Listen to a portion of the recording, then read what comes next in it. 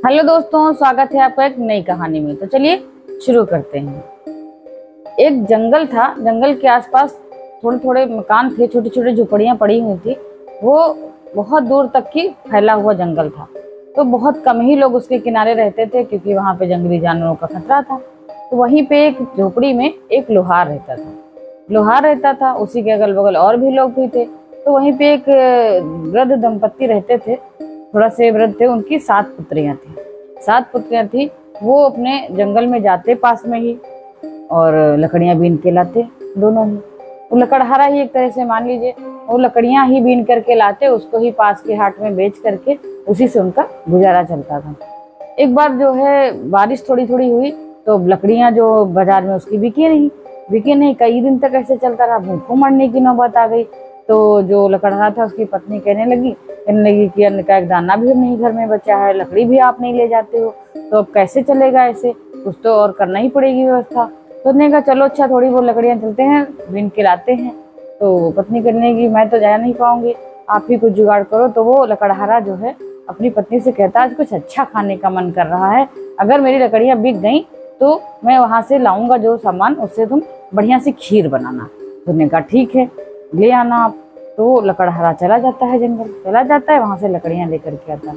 वो अपनी लड़कियों को कहीं जाने भी नहीं देता था, क्योंकि लड़कियां उसकी बड़ी हो चुकी थी।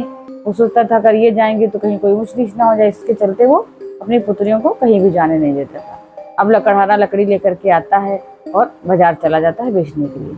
वहां बेच करके उसकी, क्योंकि लकड़ियां भीगी हुई थी, कम दामों में बिकी, थोड़े से पैसे मिले, उससे वो जो है खीर बनाने का सामान खरीद के ले आया अपनी पत्नी को दिया और कहा इसको बनाओ, मैं तब तक देखता हूँ शायद कुछ और लकड़ियां मिल जाएं, और लेकर के मैं उसको फिर से बेच करके आऊंगा तो कुछ और सामान ले, क्योंकि हम लोग हैं 2 लोग और हमारी 7 पुत्रियां हैं, तो कैसे खाना पीना हो पाएगा इतने में। तो वो चला जाता है भाई, फिर से जंगल जाता है और हाट बेचने के लिए भी चला जाता है।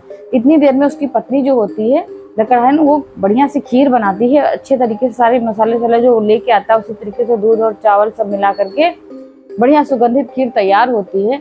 और उसकी जो 7 पुत्रियां होती हैं, उनकी नाक में जो खुशबू जाती है, कहती माँ ने आज कुछ बहुत अच्छा बनाया है लग रहा। वो दोनों भीतर से मतलब देख रही होती है, बड़ी वाली दोनों, और बाकी की जो है अलग बैठी हुई थी। लेकिन वो आपस में बात करती, बहन बहुत अच्छी खुशबू आ रही। इतनी देर में जो उसकी माँ होती है, उसको थोड़ा पानी कम पड़ जाता, सोचती है कि सब लोग साथ में बैठ के खाएंगे, बहुत दिनों से कुछ अच्छी चीज नहीं खाई है, इनको भी आ जाने दो, इन बच्चियों के जो पिताजी आ जाएंगे तो हम लोग साथ में खाएंगे, तब तक थोड़ा पानी भर लाते हैं। वो क्या करती है, पानी भरने का बर्तन ले करके बाहर जाती है, पानी भरने के लिए जाती है, और पानी भर करके वहां से लौटती है जब, तो देखती क्या है, जिस बर्तन में उसने खीर बना के रखी थी उसमें की सारी खीर सफाचट। होता क्या है, वो जो उसकी पुत्रियां होती हैं वो खीर लेकर के वहां पर उस बर्तन से, और झटपट झटपट सारी पुत्रियां उनकी खीर चट कर जाती हैं। 7 पुत्रियां जब खीर खा जाती हैं, अब वो जो बर्तन खाली देखती है तो अवाक रह जाती, सोचती मैं इनके पिताजी जब आएंगे तो मैं क्या खिलाऊंगी, वो तो आएंगे मुझ पर गुस्सा करेंगे, और इत्तेफाक से ये पुत्रियां जो है वो सोचती हैं कि हमको मारना पड़े, माँ मुझे बहुत मारेंगी, और वो भाग जाती हैं, अंदर भाग जाती हैं, वो दिखाई नहीं पड़ती। कुछ देर बाद वो छड़ी उठाती है और जाती है भीतर, पूछती है जाकर के कि क्या हुआ यहाँ की, क्या बर्तन में कुछ रखा हुआ था। लेकिन जैसे ही वो जो, उसने सोचा शायद बिल्ली खा गई हो, लेकिन नहीं, वो तो पुत्रियों के उसकी देखा कि मुंह से बहुत अच्छी अच्छी खुशबू आ रही, उसने सोचा जरूर इन लड़कियों ने ही ये खीर खाई होगी। वो फिर उनकी पिटाई करना शुरू करती, तुम लोगों को जरा से भी रहम नहीं है, तुमने अपने पिताजी के लिए कुछ भी खीर नहीं छोड़ा, और वो मारना शुरू कर देती, बहुत मारती है। बच्चियां बेचारी रोने लगती हैं और वहीं पे बैठ जाती हैं। उसकी माँ का गुस्सा नहीं ठंडा होता है लड़कियों का। तब तक लकड़हारा आ जाता है, वो कहता है भगवान उनको छोड़ो, हम अभी और थोड़ा सा लाए हैं सामान, इससे बना लो और हम दोनों लोग फिर से खा लेंगे। लेकिन उसका गुस्सा कम नहीं होता लकड़हारिन का, और कहती है नहीं, हमारी ये पुत्रियां बहुत बेकाबू होती जा रही हैं, आप इनको डांटते नहीं। लेकिन वो लकड़हारा भी क्या करे, क्योंकि वो परेशान था कि आखिर है तो हमारी ही पुत्रियां, हम कर भी क्या सकते हैं। इस तरह से चलो उस दिन तो निकल जाता है। उसके बाद दोबारा से भी वो थोड़ा ही लकड़ी का गट्ठर मिलता है, इस तरह से वो बेच करके आता है और कहता है कि अब कैसे खान पीन चलेगा, हमारी जो है 7 पुत्रियां और हम 2 लोग हैं, इतने लोगों का खर्चा उठाना बहुत मुश्किल काम है। तो अब वो कहती है ऐसा करो, ऐसे अब चल नहीं पाएगा, इन पुत्रियों को जाओ तुम जंगल में छोड़ आओ। तो कहता है ऐसा कैसे हो सकता है, ये तो हमारी पुत्रियां हैं और विवाह योग्य भी हो गई हैं। तो कहने मैं कोई राजा महाराजा तो हूँ नहीं, और ना ही मैं कोई महारानी हो जो मैं इनको इतना कर पाऊंगी, लालन पालन तो अच्छे से हो नहीं रहा, ब्याह कैसे करूंगी। तो ऐसा करो, इनको छोड़ाओ, इनको अपने हाल पे छोड़ दो, ईश्वर जो करेगा अच्छा ही करेगा। तो वो भी कहता है कि ऐसा करना सही रहेगा। तो लकड़हारे कहते क्यों नहीं सही रहेगा, जाओ इनको ईश्वर के भरोसे छोड़ आओ जा करके। अब भाई वो अनमने ढंग से तैयार हो जाता है, और ये इधर जो उसकी माता होती है उन पुत्रियों की, वो कहती है कि पुत्रियों तुम लोग अपना अपना कुछ सामान बांध लो और जाओ अपने पिताजी के साथ थोड़ा सा नानी के घर अपने ननिहाल हो जा करके।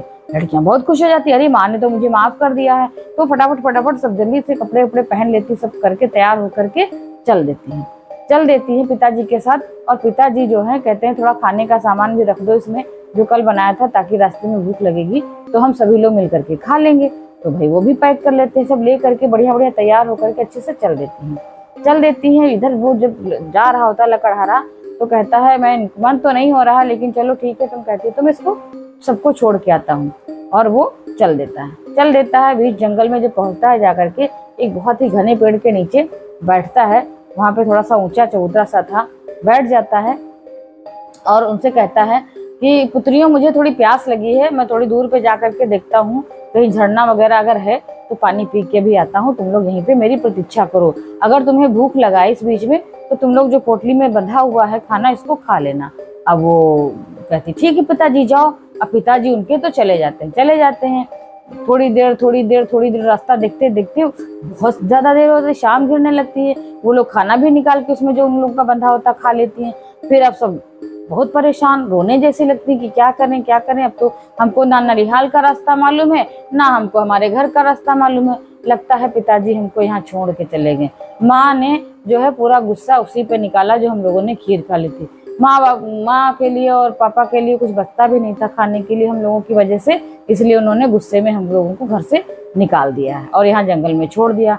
अब सब आपस में एक दूसरे का मुंह देख रहे कि क्या किया जाए, आप बताओ दीदी क्या करें, वो बताओ, ऐसे करके सब एक दूसरे से खूब कह रही, लिपट के खूब रो रही। तभी वहां पे एक अचानक से साधु महाराज निकलते हैं। साधु महाराज जो होते हैं वो कहते हैं अरे तुम लोग इस जंगल में क्या कर रही हो, और एक नहीं दो नहीं सब 7 पुत्रियां, किसकी पुत्रियां हो तुम लोग। तो वो अपना दुखड़ा उनसे बताती हैं कि साधु महाराज हम जो ये ऐसे चक्कर में फंस गए, क्या करें, हमारे पिताजी हमको छोड़ गए हैं, हम लोग बहुत गरीब थे और कुछ खाने को नहीं हो पाता है। तो जो बड़ी वाली पुत्री होती है उसको साधु महाराज कहते हैं ठीक है, मैं तुम लोगों को कुछ वर देता हूँ, एक वरदान मैं सबको देता हूँ, और वो तुम लोग अगर तुम पे असर करेगा, जब भी तुम वो काम करोगी तो वो तुम्हें दिखेगा कि ऐसा हो रहा है। तो लड़कियां खुश हो जाती हैं। पहली पुत्री जो बड़ी वाली होती है उसको साधु महाराज वरदान देते हैं कि तुम जो भी खाना बनाओगी वो इतना होगा कि पूरा राज्य उसको खा सकेगा और कभी वो खत्म नहीं होगा। दूसरी पुत्री जो होती है दूसरे नंबर की, उसको कहते हैं कि तुम जो भी वस्त्र बनाओगी वो पूरा राज्य समझो पहनेगा राजा का, और वो कभी वस्त्र ही नहीं खत्म होगा। इतने तुम एक बनाओगी इतने सारे प्रकट होंगे, इतना अच्छा तुम्हारे हाथ में हुनर हो जाएगा। और तीसरी वाली से कहा ऐसा है तुम भी जो भी काम करोगी उसका दूना हर उसमें होता जाएगा और तुम्हारी सब बात मानेंगे। इस तरह से करके उन्होंने सबको वरदान दिया। लेकिन जो सबसे छोटी पुत्री थी उसको कहा कि तुम्हारे जो है मैं वर देता हूँ, तुम्हें 7 सुंदर और बहुत प्रतापी पुत्र पैदा होंगे और एक बहुत ही रूपवती गुणवती एक पुत्री पैदा होगी, और तुम अच्छे से लालन पालन करोगी तो उनका भविष्य बहुत अच्छा होगा।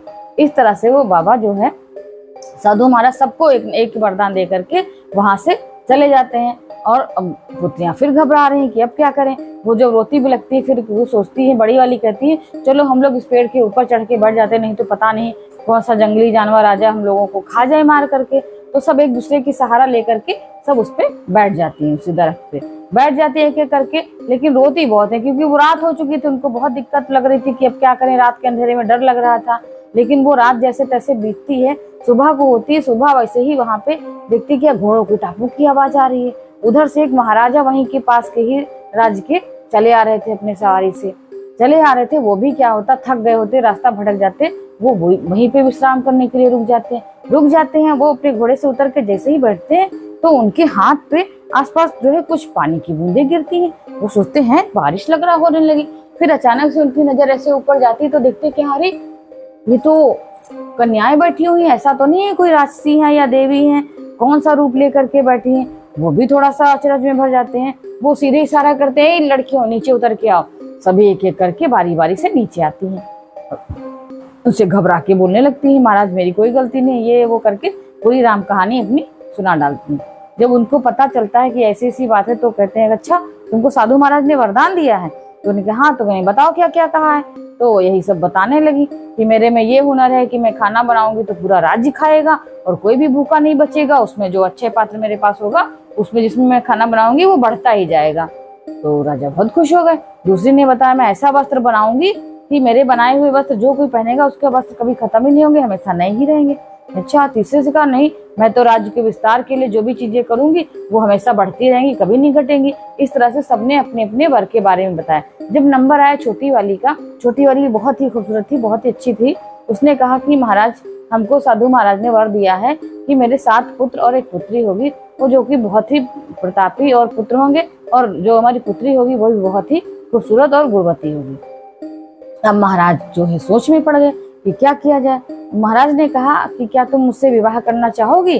तो छोटी वाली जो पुत्री थी लकड़हारे की, वो भी शर्मा के बोली जी महाराज, अगर आपकी ऐसी इच्छा है तो मैं जरूर विवाह करना चाहूंगी। तो महाराज जो है उसको सभी पुत्रियों को लकड़हारे की जो होती है अपने राजमहल लेके जाते हैं, राज्य में जाते हैं, और वहां पे छोटी वाली जो पुत्री होती है उससे विवाह कर लेते हैं, महारानी बना लेते हैं, और बाकी सभी पुत्रियों को उनका जो जो काम उनका था वो सौंप देते हैं कि तुम लोग राज्य की देखभाल में हमारा हाथ बटाओ। लेकिन रहते सब वही राजमहल में हैं। धीरे धीरे कुछ दिन बीतते हैं और जो ये छोटी वाली जो पुत्री थी वो बिल्कुल महारानी की तरह से रहने लगी, राजकाज देखने लगी, महाराज के साथ में राज वहां बैठती भी दरबार में, सभी उसमें वो प्रतिभाग करती। अब जो उसकी सभी जो 6 बहनें बची थी वो उससे ईर्ष्या रखने लगी, ईर्ष्या रखती थी कि देखो ये छोटी थी और ये महारानी बन गई और हम सभी बहनें दासियां बन गई। लेकिन वो उनको बहन ही मानती थी, पर वो 6 बहनें उससे बहुत ही जलन करती थी। ऐसे ही कुछ दिन बीतते हैं। रानी जो होती है महारानी वो गर्भवती होती हैं और राजा बहुत खुश होते हैं कि अभी तो मेरे 7 प्रतापी पुत्र पैदा होंगे और 1 पुत्री पैदा होगी, 8 बच्चे मेरे होंगे, कितना खुशी का माहौल होगा। धीरे धीरे दिन बीतते हैं। 9 माह का गर्भ जब हो जाता है तो रानी को प्रसव पीड़ा होती है। तो रानी जो है अपनी प्रसव पीड़ा में वेदना में चीख रही होती हैं। अब उनकी बहनें वहां पे बुलाई जाती हैं कि इनकी देखभाल करो। अब देखभाल के लिए जब आती हैं प्रसव पीड़ा में उनकी, तो महाराज जी राजमहल में अंदर थे, उनको जो है वहां से हटा दिया गया था। और जब पीड़ा होने के बाद वो अपने 7 पुत्र और 1 पुत्री को जन्म देते हैं। इधर जो है वो उनकी 6 बहनें एक चाल चलती हैं, 2 दरबान को मिला लेती हैं सेवकों को अपने साथ, और उन 7 पुत्र और पुत्री को एक उसके बांस की जो झाबी होती है झुआ टाइप में, उसमें भर करके पेटी टाइप में बंद करके और कहती हैं जाओ इनको जंगल में छोड़ाओ जाकर। तो कहते हैं, तो दूसरी कहती नहीं बहन, जंगल में छुड़वाओ नहीं, इसको मरवा दो, अगर मरवाओगे नहीं तो कभी भी ये कुछ भी कर सकते हैं। और बच्चे बहुत सुंदर थे, तो वो महारानी की जो बहनें थी वो बड़ी वाली वो कहने लगी जाओ तुम इनको मार के तब वापिस आओ, ठीक है, और वहां से वो उसको भेज देती है। इधर महाराज खुशखबरी सुनते हैं कि महारानी प्रसव पीड़ा से जो है गुजर रही हैं और बच्चे उनका जन्म होने वाला है। तो महाराज जी भागते हुए आते हैं जहाँ पे रनिवास में, देखते हैं क्या है, सभी बहुत खुश हैं। लेकिन जैसे ही वहाँ वो महारानी के पास पहुँचते हैं तो उनकी बहनें जो हैं वहीं पे होती मौजूद, और वहीं पे क्या करती हैं वो 7 जो है ईंट पत्थर वहीं पे ला करके रख देती हैं और कहती हैं कि महाराज जी आपकी महारानी ने देखो इन्हें पत्थर को जन्म दिया है। अब वो जो उसकी वेदना जब कम होती है महारानी की, वो भी अचरज से ऐसे देखने लगती कि अरे मेरे पास तो बच्चे थे और ये कैसे पत्थर में बदल गए। वो क्योंकि उसने सुन लिया था, लेकिन अब वो कहे भी तो क्या कहे, वो अचरज से भरी देख रही कुछ नहीं। महाराज को जो इतना गुस्सा आता कि तुमने तो कहा था कि साधु महाराज ने मुझे वरदान दिया है कि मेरे 7 प्रतापी पुत्र पैदा होंगे, 1 पुत्री तुमने क्या किया, ये ईंट पत्थर को पैदा किया है। महाराज जी गुस्से में उसको कारावास में डाल देते, क्योंकि उन्होंने कहा था कि अगर तुम लोगों के हुनर हमें दिखे नहीं तो हम ऐसा ही करेंगे। इसी शर्त पे वो शादी भी हुई थी। अब महारानी क्या करे बेचारी, वो तो कारावास में चली गई। उनको कारावास में भेज करके महाराज जी जो है पूजा पाठ में लग गए। वो शिव के बहुत बड़े भक्त थे, हमेशा वो सुबह ताजे फूलों से पूजा किया करते थे। इधर क्या होता है, वो जो 6 उसकी दासियां होती हैं महारानी की बहनें, वो उन्हीं सेवकों से पूछती हैं क्यों तुमने उन बच्चों का काम खत्म कर दिया, तो काम हो गया कि नहीं। वो जो सेवक होते हैं वो सिर झुका के कहते हैं जी काम हो गया। तो वो लोग सोच लेती हैं कि हाँ इन लोगों ने उनको मार डाला होता। इसी तरह से कुछ दिन जब बीतते हैं ये यहाँ क्या होता है, वो जो सेवक उनको लेके जाते हैं उनके सुंदर मुखड़े देख करके वो बहुत वो होता है कि कैसे मैं इनको मारूं। वो वहीं पे जो झाबी होती छोड़ करके चले आते हैं उलट के कि जो भी निकलेगा जो होगा देख लेगा, ईश्वर भरोसे छोड़ के वो उसी जगह पे आ जाते हैं। वो बच्चे जो है वहीं पे, एक जो पुत्री होती है वो चंपा का पेड़ और जो पुत्र होते हैं वो अर्जुन के पेड़ के रूप में वहीं पे प्रकट हो जाते पेड़ के रूप में।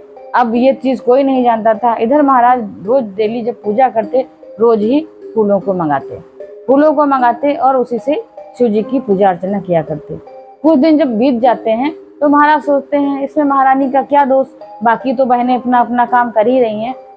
उनके तरस खाके उनको बुला लेते हैं, लेकिन उनको किसी राजकाज में शामिल नहीं होने देते हैं। बस कहते हैं तुम रह तो सकती हो यहाँ पे राजमहल में, बस केवल पूजा पाठ करो और तुम्हारा कोई काम नहीं।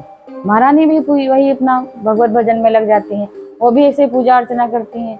तो एक दिन क्या होता है कि फूलों की बिल्कुल शॉर्टेज हो जाती है, फूल नहीं मिलते हैं। कहीं सेवक जाते हैं, फूल ढूंढते हैं, सभी जगह फूल मुरझाए हुए मिलते हैं, कहीं भी ताजे फूल नहीं है।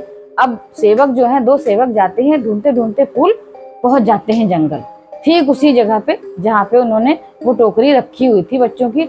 तो अब वो वहीं उनके, लेकिन उनको तो पता नहीं था कि यहाँ पे क्या है क्या नहीं। वहां पे देखते क्या है, एक बढ़िया सा सुंदर सा चंपा का पेड़ लगा हुआ है और उसमें बहुत ही सुंदर सुंदर सफेद सफेद फूल लगे हुए, लेकिन वहीं पे अर्जुन के भी पेड़ हैं। अब सेवक जाते हैं, चंपा का फूल जैसे ही हाथ बढ़ाते हैं तोड़ने के लिए, वैसे ही वो जो चंपा का जो पेड़ होता है वो कहता है अर्जुन भैया। तो वो कहते हैं काय चंपा बहनी, तो कहते हैं कि राजा की सेवा का है, तो फूल तोड़ना चाह रहे हैं। तो अब वो अर्जुन कहता है कि लग जा बहनी आकाश। तो चंपा का जो पौधा पेड़ होता है वो ऊपर चला जाता है आकाश की तरफ बढ़ता हुआ, और उन सेवकों को फूल नहीं मिलते हैं। सेवक कहते हैं अरे तो बोलने वाले पेड़ हैं, डर जाते हैं, वो भाग के जाते हैं वहां पे सेनापति को बताते। सेनापति भी फूल तोड़ने आता है। तो अब जो है फिर वो कहती है कि अर्जुन भैया राजा के जो है सेनापति आए हैं, फूल तोड़ना चाहते हैं। तो फिर वो कहता है कि लग जा बहनिया आकाश। वो सेनापति भी हाथ बढ़ाता, फिर फूल नहीं मिलते हैं। अब वो सेनापति भी घबरा के चला जाता है। सेनापति जाकर के आनन फानन में मंत्री को बताता है। मंत्री भी जब आता है यहाँ पे तो फिर वो कहता है कि अर्जुन भैया राजा के मंत्री फूल बन आए हैं लेने के लिए, तोड़ने के लिए हमको। तो फिर उसको कहता है कि लग जा बहनिया आकाश, और वो फूल का पेड़ जो होता है चंपा का फिर ऊपर चढ़ जाता है, ऊपर चला जाता है। वो भी हाथ लपकार के रह जाते हैं कि अब क्या हो, ये तो मिल ही नहीं रहे हैं, महाराज जी को पूजा भी करनी है, बहुत परेशानी की बात है। वो ऐसे ही घबराहट में जाता है कि ये बोलने वाले पेड़ कहाँ से आ गए। वही 7 अर्जुन के पेड़ है, 8वां वो चंपा का पेड़ है, और वो भी इतना बढ़िया खूबसूरत है। मंत्री जी अपने लाव लश्कर के साथ वापस जाते हैं और महाराज जी को वैसे ही बताते हैं कि महाराज वहां पे जंगल में एक चंपा का बहुत ही खूबसूरत पौधा है, और वो एकदम से जैसे ही जाते हैं फूल तोड़ने की कोशिश करते हैं, वैसे ही दोनों बात करने लगते हैं। तो जैसे जैसे होता है वो सब बता देते वृत्तांत। अब महाराज कहते हैं कि तो बहुत विचित्र बात है, ऐसा क्या है, चलो हम देखते हैं चल करके। वो तो मंत्री कहता नहीं महाराज और लोगों को भी ले लो।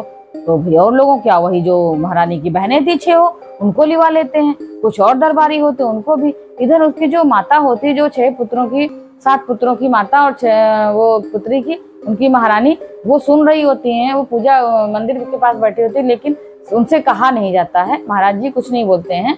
लेकिन वो फिर भी वो लाव लश्कर तो आगे चला जाता है और उनकी माता जो होती है वो पीछे पीछे चल देती है। पीछे जब चल देती है तो वहां पे जैसे ही वो पहुंचते हैं पेड़ के पास में, तो लाव लश्कर देख करके और महाराज जी उतरते हैं वहां से और हाथ बढ़ाते हैं। वैसे ही वो फिर बोल पड़ते हैं कि अर्जुन भैया और महाराज आए हैं खुद, फूल धरे हाथ। तो कहे फूल धरे हाथ, लग जा बहनिया आकाश। तो वो फूल क्या होता, जैसे महाराज जी हाथ बढ़ाते हैं फूल ऊपर चढ़ जाते हैं, चले जाते हैं। जब अब महाराज जी बड़े हैरान परेशान कि सच में तो बोल रहे हैं। तब तक जो है महारानी पीछे से हाँफती धीरे धीरे चलती हुई पहुंच जाती, क्योंकि महाराज जी का आदेश था कि कोई नहीं साथ में, लेकिन महारानी का मन नहीं माना। फिर भी वो आई हैं वहीं चंपा के पेड़ के पास खड़ी हो जाती हैं, देखने लगती इधर उधर। जब देखती हैं तो वैसे ही वो चंपा का पेड़ फिर बोलता है कि अर्जुन भैया मैया आई है। और बहुत तो उनको जो रोष आ जाता है मन में, क्योंकि मैया आई है, फूल धरे हाथ, पाँव लगे बहिनी। तो पाँव लगे बहिनी बोला नहीं कि वैसे ही चंपा का पौधा एकदम नीचे आके लौटने लगता है उनके पैरों के पास। अर्जुन के जो पेड़ होते वो भी नीचे झुक जाते हैं, वो भी उनकी डालियां जो है महारानी के पैर छूने लगती हैं। अब ये महाराज जो है कहते हैं ये क्या है भाई तमाशा। वो उन लोगों से पूछते हैं भाई तुम लोग कौन हो, 7 के 7 पेड़ एक साथ अर्जुन के और एक पेड़ चंपा का, ये कैसा क्या करिश्मा है। तो सभी बताते हैं कि हम इन्हीं महाराज जी हम आप ही की संतान हैं, हम 7 भाई हैं और ये हमारी 8वीं बहन है चंपा। हमको हमारी मौसियों ने जो है इनको टोकरियों में बैठा करके भर करके यहाँ फिकवा दिया था, मार डालने को बोला था। सारा वृतांत बताते हैं वो लोग। अब छोटी जो महारानी होती हैं वो बहुत रोने लगती हैं कि हाय मेरे बच्चे अब कैसे मनुष्य के रूप में आएंगे, तो पेड़ बन चुके हैं, अब क्या होगा। जब वो रोने लगती हैं वैसे ही वो बच्चे मनुष्य के रूप में आ जाते हैं। उनके आंसू जैसे उनके पौधे पे गिरते हैं, पेड़ों पे, तो वो मनुष्य रूप में जब आ जाते हैं तो जो महारानी होती है उन बच्चों को गले लगा लेती है। महाराज भी बच्चों को गले लगा लेते हैं, बहुत प्रसन्न होते हैं। उसी समय हुक्म देते हैं कि इन जो 6 रानियां दूसरी रानी की बहनें थी इनको तुरंत कारागार में डाल दो। और उसके बाद में वो दोनों सब राजा और रानी रथ पे बैठ लेते हैं, उन बच्चों को भी बिठा लेते हैं और राज्य की तरफ चल देते हैं अच्छे से खुशी मन से। राज्य में बिल्कुल जश्न का माहौल मनाया जाता, खुशी मनाई जाती है कि राजा के 7 पुत्र और 1 पुत्री हुई है, उसके बारे में सबको जानकारी दी जाती है और सभी और अच्छे से खुश होते हैं और जश्न के माहौल में खुशी मनाते हैं। तो दोस्तों ये थी आज की कहानी। मिलते हैं बहुत ही जल्द एक नई कहानी के साथ।